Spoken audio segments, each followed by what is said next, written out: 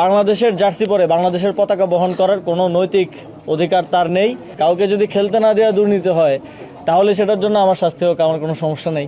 আমার জানার মতে মামলা না, দুদুকে কিছু অভিযোগ গেছে। আজকে আমিও সংবাদ মাধ্যমে দেখলাম যে দুদুকে কোনো একজন ক্রিকেট প্লেয়ারের ভক্তরা গিয়ে মব তৈরি করে সেখানে অভিযোগ দিচ্ছেন। এখন আমারও একটা অভিযোগ আছে যে মানে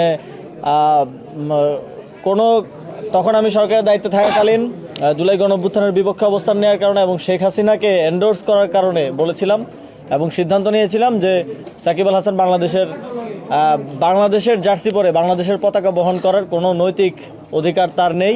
এখন সেটা যদি দুর্নীতি হয়, কাউকে যদি খেলতে না দেওয়া দুর্নীতি হয় তাহলে সেটার জন্য আমার শাস্তি হোক, আমার কোনো সমস্যা নেই। এখন আমাদের আসলে খুবই হাস্যকর হয়ে যাচ্ছে বিষয়গুলো। সাকিব আল হাসানকে খেলতে না দেওয়ার কারণে তার ভক্তরা গিয়ে 1000 কোটি টাকার দুর্নীতির অভিযোগ করলো এবং গতকালকে সারাদিন সেটা নিয়ে সব মোটামুটি মিডিয়ায় এক ধরনের মিডিয়া ট্রায়াল চললো।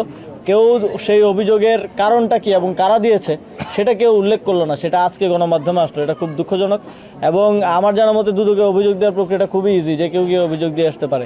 কিন্তু তারপরেও তাদেরকে কেন সেখানে মব তৈরি করতে হলো বা সেখানে কেন এইভাবে লোকবল নিয়ে, আমার ধারণা হচ্ছে এর পিছনে কোনো ধরনের উস্কানি অথবা ইন্ধন আছে।